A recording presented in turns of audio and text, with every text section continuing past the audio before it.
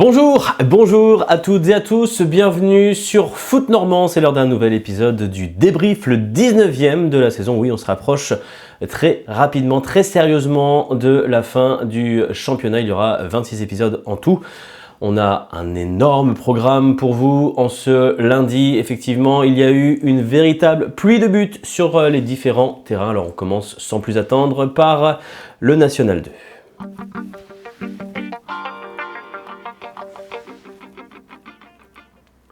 Programme très riche en National 2 avec des duels d'importance pour nos trois représentants. On va commencer dans l'ordre chronologique par le déplacement vital de l'US Granville sur le terrain des Herbiers. L'US Granville qui doit absolument enclencher une série de victoires pour espérer accrocher le maintien. Que s'est-il passé en Vendée pour les joueurs de Mathias Jouan? La réponse avec Thomas Bèze. Dès le vendredi, en ouverture de cette 22e journée, l'US Granville se déplace en Vendée et plus particulièrement aux Herbiers. Et le match qui débute fort avec cette première occasion pour les locaux. La réponse des Granvillais avec ce ballon dans la surface de réparation et la frappe qui fuit le cadre malheureusement. Mais le premier tournant dans ce match est le penalty pour les Herbiers, repoussé par Paul Relais qui vient protéger ses cages. On va revoir son arrêt magnifique au ralenti.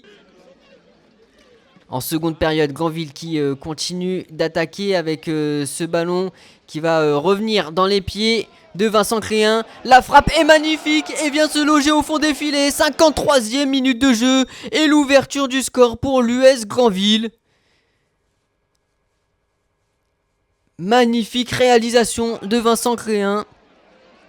Il y aura une dernière opportunité avec ce ballon en profondeur, mais repoussé. Fin du match et victoire précieuse pour l'US Granville. Le succès qui fait du bien, il faudra enchaîner la semaine prochaine pour les Granvillais face à Châteaubriand. On reste dans le groupe B avec l'affiche de prestige pour l'US Avranches qui recevait les Girondins de Bordeaux. C'est toujours un match un peu spécial cette saison pour les pensionnaires du groupe B lorsqu'ils reçoivent les Girondins. Pour l'US Avranches, il y avait peut-être un coup à faire parce qu'après avoir pris la tête du championnat, les Girondins se sont tout à coup effondrés et restés sur 3 revers de rang avant de se déplacer au stade René Fenouillère. L'US Avranches Mont-Saint-Michel reçoit les Girondins de Bordeaux qui restent sur 3 défaites consécutives, mais ce sont bien les Bordelais qui se procurent la première occasion et même la deuxième avec cette claquette magnifique de Marfin en première période. Pas de but, 0-0. Au retour des vestiaires, ce sont les Avranchinais qui vont ouvrir le score avec Noah Grasse Mupemba qui vient tromper Lassana Diabaté à bout portant. Ouverture du score pour Avranches. Et quelques minutes plus tard, une poignée de secondes plus tard, on retrouve Noah Mupemba avec ce doublé, 53 minutes de jeu. Mupemba qui a fait parler toute sa puissance. 2-0. Le break qui est fait. Oui, mais voilà, les Bordelais vont pas s'avouer vaincus. Et à l'entrée du dernier quart d'heure, c'est Cédric Yambéré qui vient réduire le score en reprenant de la tête ce ballon. 2-1. Puis à la 90e minute de jeu, malheureusement ce qui devait arriver arriva avec l'égalisation de Soufiane Bahassa qui vient égaliser après ce cafouillage dans la surface de réparation. De partout. On pense alors que les Bordelais vont repartir avec le point du match nul. Oui, mais voilà, Lassana Diabaté qui fait une première faute de main puis qui accroche Mupemba qui se charge de transformer le penalty, de signer un triplé et d'offrir les 3 points à son équipe. Le match parfait pour le numéro 19 Avranchinais. Le 2/2 donc dans le groupe B à la fois pour Granville et pour Avranches. Est-ce qu'on a eu droit à un 3/3? Il faut se tourner du côté du groupe C pour observer ce qui s'est passé pour l'AS Villers ce week-end. Au devant d'un sacré défi, la réception du FC Fleury, le favori, en tout cas l'un des favoris à l'accession en championnat national. L'AS Villers reçoit le FC Fleury 91, co-leader de ce groupe C de National 2 avant cette rencontre. Et à la 42e minute de jeu, c'est Freddy Colombo qui vient ouvrir le score pour les visiteurs en reprenant de la tête ce corner parfaitement exécuté. On va revoir le déplacement du numéro 2 et cette tête qui vient se loger sous la barre transversale de Gaëtan Boiroux, impuissant. Au retour des vestiaires, l'AS Villers qui monte de l'envie avec notamment cette frappe qui manque malheureusement de puissance et d'ajustement.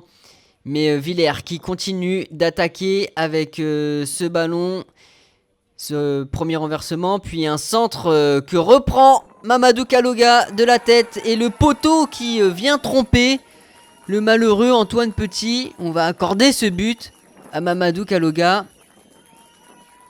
Mais en tout cas, c'est l'égalisation pour Villers à domicile. Mais quelques minutes plus tard, et l'entrée de Valentin Lavigne qui va être fatale à la 74e minute de jeu. À peine entré en jeu, il vient redonner l'avantage au FC Fleury 91 avec ce ballon parfaitement dosé et qui vient mourir au fond des filets. 2-1. Peut-être une dernière opportunité pour les visiteurs avec ce ballon en profondeur. Y a-t-il une position de hors-jeu? On ne saura pas. En tout cas, c'est la fin de rencontre qui est sifflée par monsieur l'arbitre. Défaite 2-1 pour l'AS Villers qui, malgré tout, aura montré de l'abnégation. Défaite très honorante pour l'AS Villers. Malheureusement, c'est une mauvaise opération à la lecture de ce qui s'est passé autour des Villersois. Je vous propose tout de suite de découvrir le bilan dans les groupes B et C de ce qui s'est passé ce week-end. Une projection sur la semaine prochaine vous attend également. L'US Granville et l'US Avranches qui font donc coup double. La belle victoire de l'US Granville à l'extérieur aux Herbiers. Les Girondins de Bordeaux qui disposent de l'US Avranches au sommet. Saint-Malo a été freiné par le Stade Poitvin. Attention au Stade Briochin qui revient très fort après sa victoire sur la lanterne rouge. Le Poiré survit sur le score d'1-0 au classement. L'US Saint-Malo a repris ses aises au sommet néanmoins avec 6 points d'avance sur les Girondins de Bordeaux. Il faut surveiller le Stade Briochin qui, avec un match en moins, pourrait virtuellement revenir à 4 points de Saint-Malo. L'US Avranches, vous l'avez vu, est dans la première moitié du tableau. Ça reste compliqué pour l'US Granville. Compliqué mais pas impossible puisque les Normands ne sont qu'à 5 unités de Châteaubriand. Leur futur adversaire la semaine prochaine au stade Louis Dior. L'US Avranches de son côté ira du côté de Saumur, une formation qui lutte pour sa survie.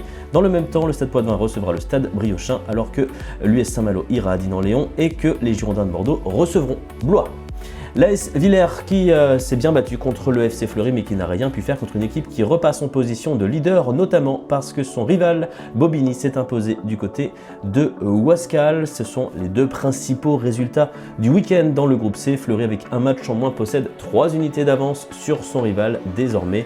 Thionville est à 40 points aussi avec 22 matchs joués. Les joueurs de Thionville qui n'ont donc pas abandonné l'idée de monter eux aussi. L'AS Villers après cette défaite reste en difficulté. Il y a 8 points de retard sur Furiani Agliani, le premier relégable. Autant dire tout de suite que la mission sera délicate pour les Villersois qui se déplaceront du côté de Fény-Aulnois la semaine prochaine, mais toujours en quête de glaner de gros points et de s'accrocher dans cette fin de saison. Clap de fin sur la partie National 2, on migre tout de suite dans le chapitre National 3. Vous allez voir, il y a eu énormément de buts.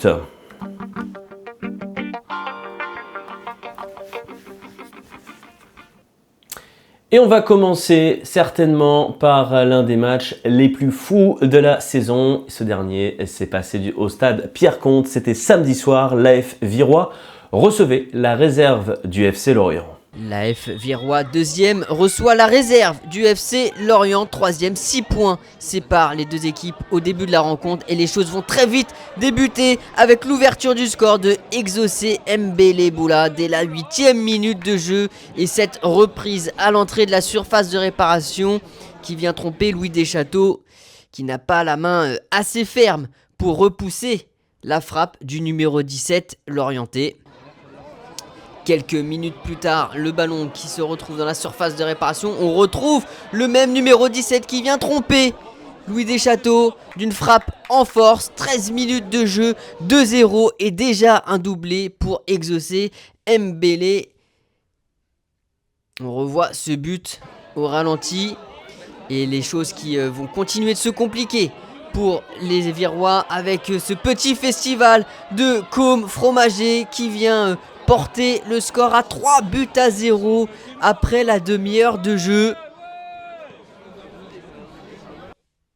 On revoit le petit festival technique du numéro 21 des Merlus.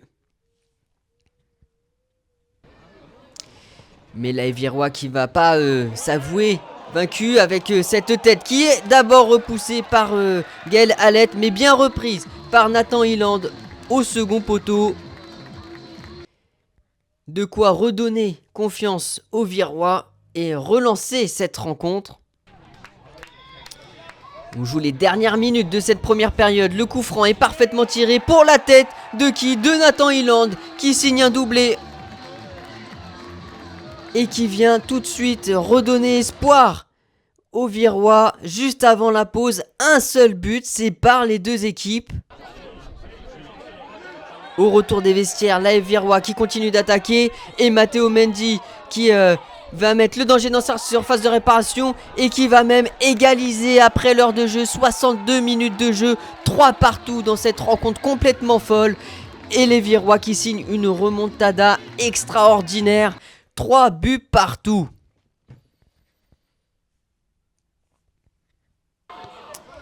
Alors que on continue de pousser de part et d'autre, le contrôle de Nathan Hilland est un peu long. Il crochette son adversaire et c'est le point de pénalty qui est désigné. Nathan Hilland qui était acteur majeur de cette remontée et cette fois fautif. Exaucé Mpele Boula pour le triplé à la 90e minute de jeu sur pénalty et qui vient donner cette victoire au FC Lorient sur le gong final au bout du suspense.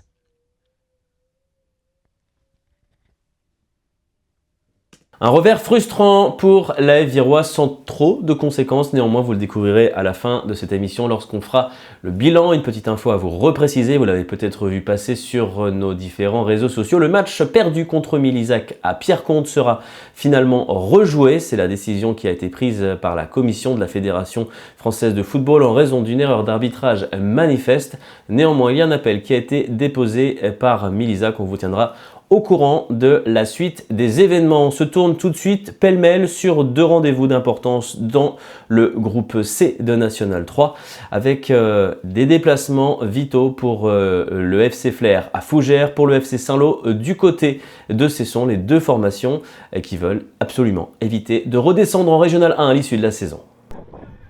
Lentement mais sûrement, le FC Flers a glissé au classement, alors il faudrait réussir à empocher de précieux points en déplacement du côté de l'US Fougères, une formation qui elle aussi est à la recherche de sérénité dans ce championnat et lutte pour son maintien.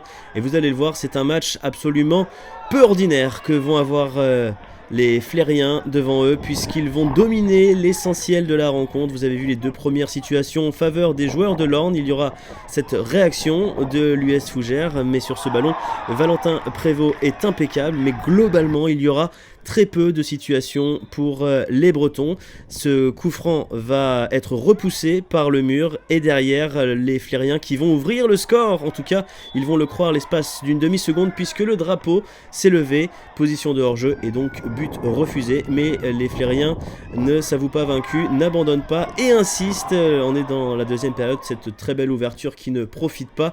Pas plus que celle-ci, cette reprise de la tête qui va partir au-dessus des cages et finalement, le dénominateur commun à toutes les situations du FC Flers lors de cette partie, c'est le manque de justesse dans le dernier geste puisqu'ils sont emballants et offensifs les hommes de Tony Rouillon, mais à nouveau, il manque de justesse justement sur cette frappe de Morgan Ardouin, le ballon qui échappe au cadre. On insiste, vous voyez les vagues rouges qui se succèdent. Le FC Flers qui aurait assurément mérité de marquer et même de marquer plusieurs buts et malheureusement, dans les derniers instants, il va y avoir une sorte de hold-up de la part de Fougères qui va marquer sur ce centre-tir mal appréhendé par Prévost Romain Jamrosic qui permet à Fougères de s'imposer 1-0 et d'enfoncer un FC Flers qui va vite devoir réagir dans ce groupe C. Malgré un match nul courageux face à l'AF Virois, 3 buts partout, le FC Saint-Lô se déplace à Cesson avec une obligation de résultat en l'absence notamment de Célestin Simonin blessé, de Xavier Gallien suspendu. C'est Théo Guy qui fait office de dernier rempart pour cette rencontre. Le FC Saint-Lô qui a subi la première situation va réagir avec cette frappe de loin. Le FC Saint-Lô qui a le risque et qui court le danger de passer en position de lanterne rouge, et ça se profile mal avec ce but après ce corner signé Julien Renier dès la 24e minute. À nouveau, le FC Saint-Lô contraint de courir après le score. Réaction sur ce coup franc, mais cette reprise de la tête qui n'est pas cadrée. Cesson qui chasse le deuxième but. Il y a un petit peu de panique dans la défense saint-loise, mais on s'en sort. Deuxième acte qui sera beaucoup plus convaincant pour les Saint-Lois, qui manquent ici une magnifique occasion d'égaliser. Les Saint-Lois qui vont insister, mais qui vont inlassablement se heurter à la défense ou au gardien de Cesson. Trêve de suspense, c'est malheureusement une nouvelle défaite pour Saint-Lô qui glisse à la dernière place du groupe C de National 3.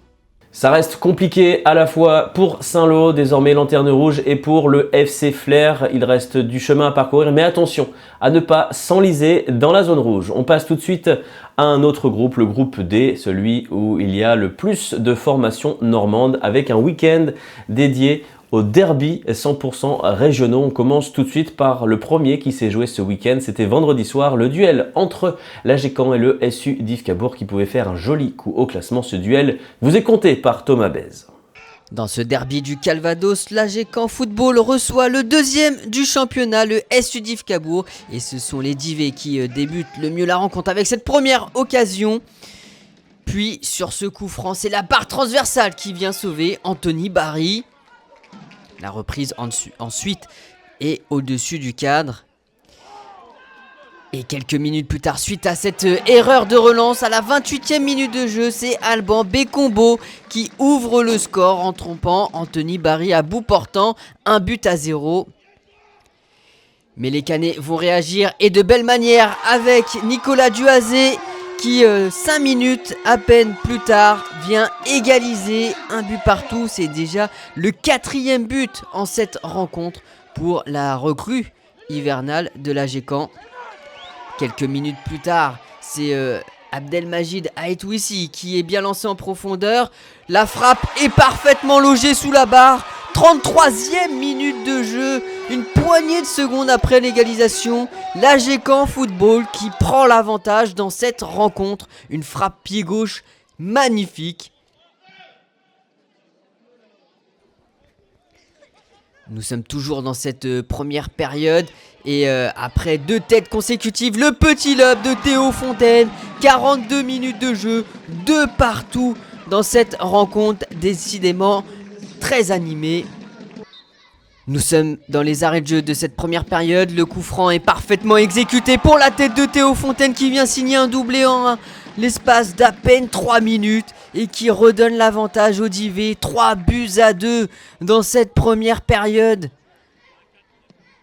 Au retour des vestiaires, les Canets qui tentent de porter le danger dans la surface d'Yves avec ce bon enchaînement. La frappe est repoussée, la reprise ensuite à bout portant s'éloigne du cadre. On entre à peine dans le dernier quart d'heure et nouvelle offensive d'Yves avec une nouvelle preuve d'abnégation et cette récupération dans la surface de réparation. Le ballon en retrait pour Alban Bécombo qui remet Alexis Jeanne et qui vient tromper Anthony Barry. 4-2, le break est fait, le score n'évoluera plus dans cette rencontre. Le joli coup, effectivement, du SU d'Yves Cabourg. Vous découvrirez à quel point c'est un joli coup d'ici quelques instants. On se tourne désormais vers le deuxième choc du week-end, le CMS Wassel qui recevait une ASPTT Caen sur une excellente dynamique. En National 3, le CMS Wassel, qui reste sur 5 matchs nuls de suite, doit engranger des points contre la SPTT Caen. Ça commence bien avec ce penalty sifflé en première période et transformé avec sang-froid par Adama Sidibé dès la 3e minute. Le CMS Wassel avance dans ce championnat de National 3, mais serait bien inspiré de s'imposer, de gagner enfin 3 points pour éloigner un peu le spectre d'une fin de saison. À suspense, ça va bien s'enchaîner pour les Océliens avec ce but de renard d'Ibrahima Samoura dès la 10e minute. Les postiers de Laurent Dufour sont dans les cordes. La défense qui tente de se dégager, mais ce n'est pas suffisant. Le but qui permet donc à Wassel de mener 2-0. Ça va rapidement réagir du côté de Léo Hamel et de ses partenaires. Léo Hamel buteur malgré ce superbe arrêt de Yabouzélé qui enchaîne après le départ d'Axel Temperton. On le rappelle pour le FC Rouen. La suite du match, la suite de cette première période est complètement folle puisque 2 minutes plus tard, Nicolas Camillo profite de ce ballon relâché pour permettre d'ores et déjà au Canet de revenir à 2 buts partout. La deuxième période sera décisive, mais en fin de premier acte, il y a quand même encore cette tentative océlienne bien repoussée cette fois-ci par le Viennois. La deuxième période, on y est avec d'abord cette belle ouverture, belle occasion, mais surtout un manque de réussite à la finition qui maintient le score à 2 buts partout.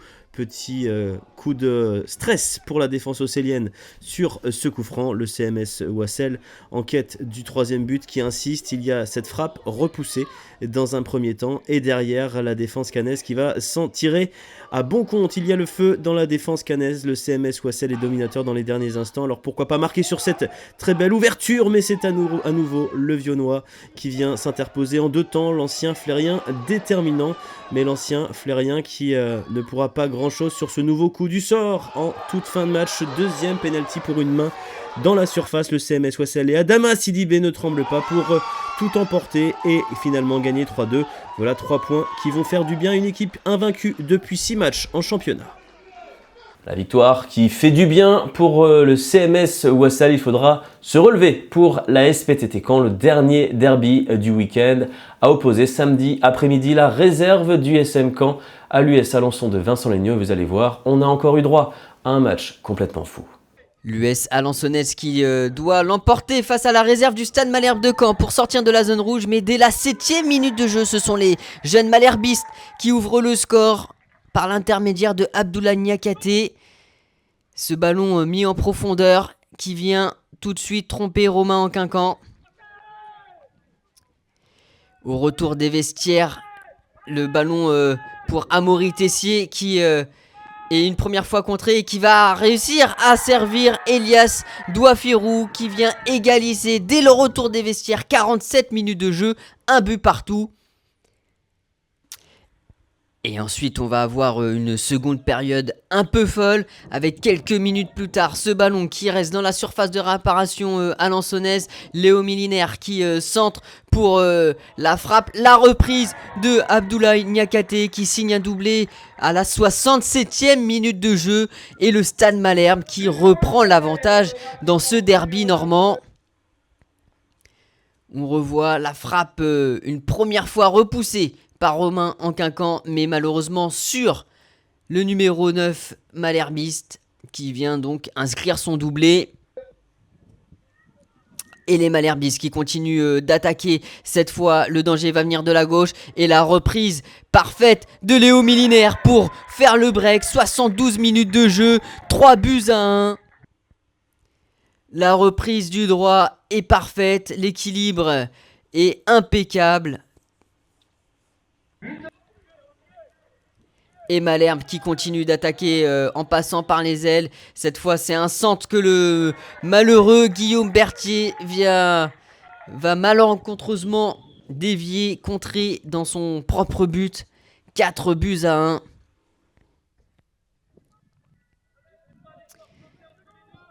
Mais Alençon qui va pas s'avouer tout de suite vaincu avec Amaury Tessier. Et le lob est parfait. 4 buts à 2, 80 minutes de jeu.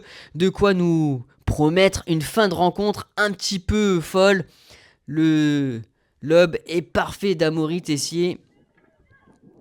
Et quelques minutes plus tard, il y a ce ballon en direction de Hakim El Hamdaoui. Le contrôle, l'enchaînement, la frappe enroulée parfaite. 87e minute de jeu. 4 buts à 3 avec ce magnifique enroulé pied gauche du numéro 9 Maison. Hakim El Hamdaoui, malheureusement, ce sera insuffisant. Le score ne bougera plus. 4 buts à 3. Victoire de la réserve du Stade Malherbe. Le dernier match de ce groupe D dont nous n'avons malheureusement pas les images était un déplacement pour le Grand Quevilly FC sur le terrain de Saint-Ouen-l'Aumône qui s'est malheureusement conclu pour les Tangos par une défaite 3-0 qui n'arrange évidemment pas le GQFC mais qui n'arrange pas non plus le contingent de Normands dans une zone un petit peu difficile. Vous découvrirez dans quelques instants pourquoi. On passe au groupe E, le groupe où tout sourit au FC Dieppe ce week-end face au pays de Cassel. Les joueurs de Djilali Bekar pouvaient encore un peu plus se rapprocher d'une montée en National 2 qui leur tend les bras. Le FC Dieppe avait l'occasion ce week-end face au pays de Cassel de gagner un 6e match de rang. Ils n'ont plus perdu les Dieppois depuis début octobre et ils foncent tout droit vers le championnat de National 2. Ce sont eux qui vont dans un premier temps animer les débats avec ce coup franc. Malheureusement, cette reprise qui n'est pas cadrée, mais vous allez le voir, cette rencontre va être rythmée, cette rencontre va être complètement folle et riche en buts. Le pays de Cassel qui va réussir à réagir quelques instants plus tard avec un petit peu de réussite sur ce contre.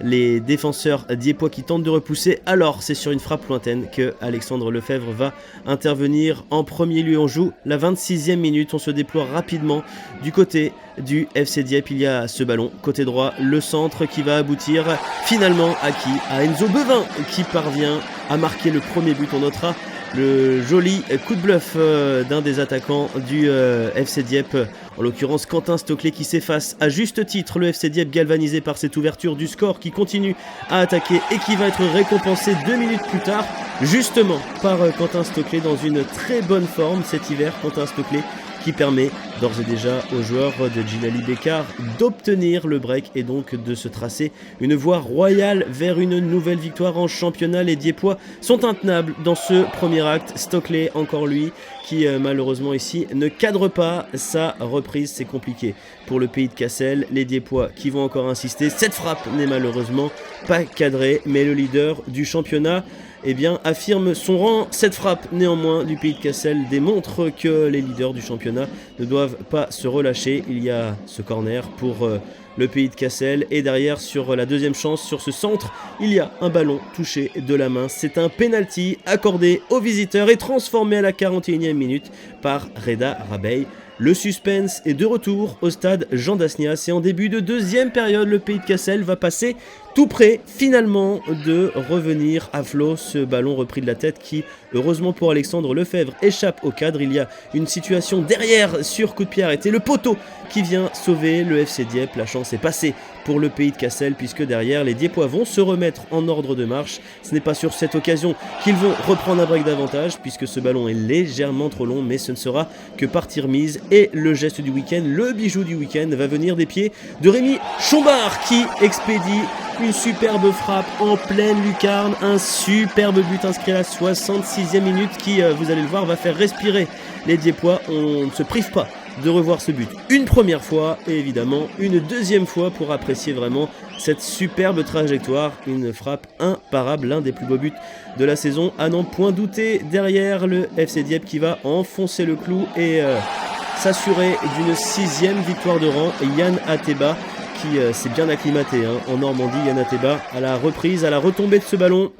Ça fait 4-1 pour le FC Dieppe. Le pays de Cassel qui va tenter de réduire à nouveau la marque, mais ce sont bien les hommes de Djilali Bekar qui vont s'imposer sans amplifier le score, mais en tout cas avec la manière. Nouvelle victoire pour Dieppe qui fonce vers le National 2. Difficile désormais de ne pas croire fermement en une montée du FC Dieppe. On a la sensation que c'est une question de semaines parce que d'ici un mois, s'ils conservent cette cadence, il se pourrait bien que les Harengs aient définitivement plié l'affaire. On suivra évidemment la suite des événements pour les pensionnaires du stade Jean Dasnias et on vous tiendra évidemment au courant lorsque l'heureux événement arrivera. On croise les doigts évidemment, mais c'est très bien parti. Le bilan à présent de ce week-end complètement fou en National 3. Dans le groupe C, le groupe D et le groupe E, on découvre les résultats, le classement et la projection vers la future journée qui sera jouée dès la semaine prochaine.